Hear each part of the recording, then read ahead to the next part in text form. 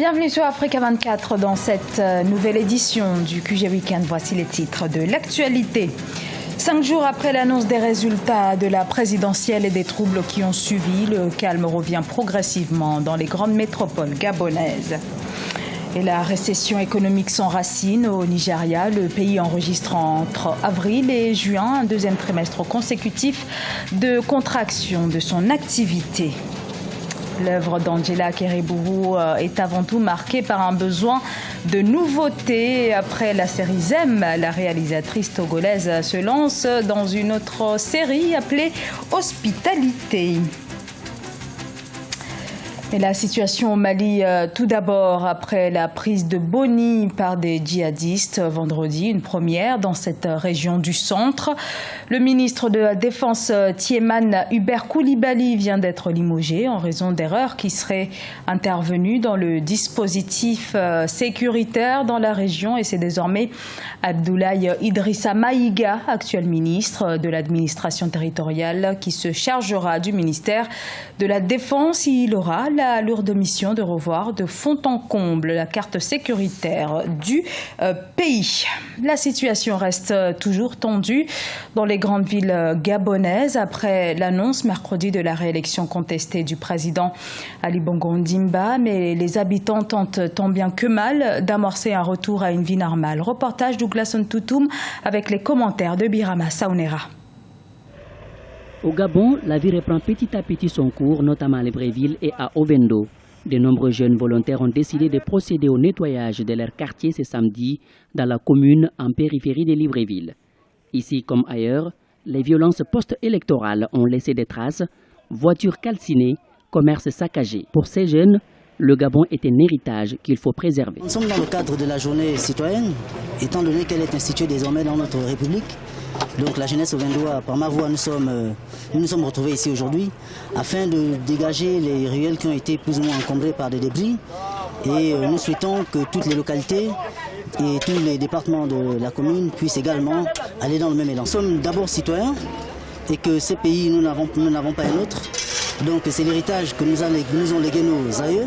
Nous n'avons que pour devoir de pouvoir l'entretenir afin que nos enfants puissent également bénéficier de ces terres. Outre les jeunes du quartier Akournam 1 et 2, la mairesse de la ville d'Ovendo était également sur le terrain. Objectif, permettre à ses concitoyens de retrouver une vie normale. Donc, ces jeunes ont décidé d'enlever tous les objets qui étaient encombrants sur la voie publique. Je salue cette initiative effectivement, puisque j'ai mis à la disposition de ces jeunes des brouettes, des balais, des pelles. L'action de ces jeunes rentre dans le cadre de la journée citoyenne instituée par l'État gabonais et célébrée chaque premier samedi du mois. Cette journée consiste à rendre propre son environnement immédiat. La maturité de la population d'Ovendo en général et des jeunes d'Akournam en particulier a été saluée par le maire et les habitants de la commune. Et dans le reste de l'actualité, bonne nouvelle pour les industries membres du groupement interpatronal du Cameroun. Le JICAM a su améliorer sa trésorerie à hauteur de 32% au premier trimestre 2016. Et au niveau de la demande, la dynamique de croissance économique observée est soutenue par les exportations, hausse de près de 7%. La situation de l'économie nigériane est loin de s'arranger. Cette économie est à présent en récession après 2 trimestres consécutifs de croissance négative. Depuis 1991, le Nigeria n'avait plus connu de pareille situation, c'est-à-dire 2 trimestres successifs de contraction du PIB. Deogracias Podo. Le Nigeria est entré officiellement en récession après 2 trimestres consécutifs de croissance négative. Selon les chiffres publiés mercredi 31 août 2016 par le Bureau national des statistiques, le produit intérieur brut du pays a décliné de 2,06% au terme du 2e trimestre de l'année après avoir déjà enregistré une baisse de 0,36% fin mars 2016. Le ralentissement de la croissance économique touche de nombreux secteurs d'activité, résultant des attaques d'installations pétrolières, la chute des cours du pétrole ou encore le manque de confiance des investisseurs étrangers. Je pense que tout le monde s'y attendait. La véritable récession, elle arrive maintenant avec la confirmation des 3 trimestres consécutifs. Cela dit, je pense que la récession va continuer. Cette année va être difficile pour le Nigeria, mais le pays a les moyens de rebondir, probablement sur le moyen terme. Mais même, pour moi, 2017-2018 déjà, on verra, à mon avis, l'inflexion de la courbe se construire. Avec un dynamisme dans l'application des politiques publiques et une hausse de la production dans quasiment tous les secteurs de l'économie, certains experts croient en une amélioration des performances économiques du Nigeria. D'autres prévoient une croissance ralentie de l'économie de l'ordre de 4% d'ici 2025, contre une progression de près de 7% par an depuis 10 ans. Je pense qu'il faut rester optimiste. Je pense que le premier choc très court terme s'est construit aussi sur le budget de l'État.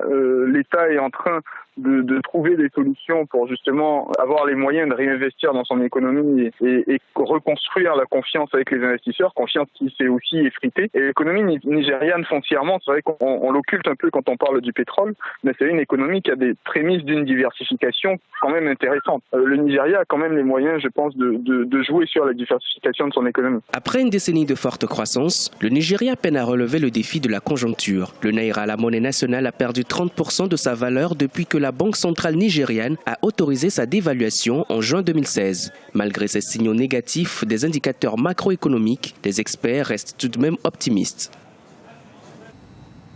L'actualité également marquée par l'Algérie qui continue d'importer son or alors que ses artisans joailliers ont, dans leur grande majorité, fait faillite. Les raisons, les fraudes et bien sûr les importations. L'Algérie détient pourtant un stock d'or considéré parmi les plus importants en Afrique et même dans le monde arabe, des réserves estimées à plus de 173 tonnes. Angela Akereburu est l'une des réalisatrices du Togo qui ambitionne de porter un regard à la fois drôle mais différent sur l'Afrique d'aujourd'hui. Auteure de plusieurs magazines et fictions, la Togolaise travaille actuellement sur une série télévisée appelée Hospitalité. C'est un reportage de notre correspondante Emefa Kofi. Tournage de la série télévisée Hospitalité à Lomé au Togo. Commandée par le distributeur Côte-Ouest Audiovisuel en Côte d'Ivoire, cette série télévisée traite de la problématique de la médecine traditionnelle et occidentale. Elle est de la réalisatrice togolaise Angela Akereburu.